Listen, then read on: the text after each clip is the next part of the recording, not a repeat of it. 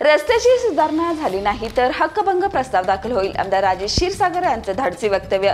कामात दिरंगाई करणाऱ्या कंत्राटदारांची ब्लॉक लिस्ट तयार करा, नवीन निविदा काढा असे आदेश. पाणी टंचाई, पाणी साचणं आणि वेतन कपाती सुद्धा तातडीने सोडवा. कर्मचारी हक्क सुनिश्चित करा.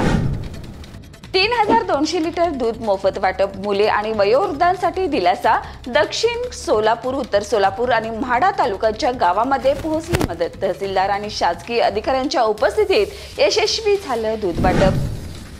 सतेज पाटील यांच्या आव्हानानंतर नागरिक मोठ्या संख्येने आले पुढे. अन्नधान्य, कपडे, ब्लँकेट्स आणि जीवनावश्यक वस्तू संकलित. मदत 29 सप्टेंबरला मराठवाडा आणि सोलापूरकडे रवाना.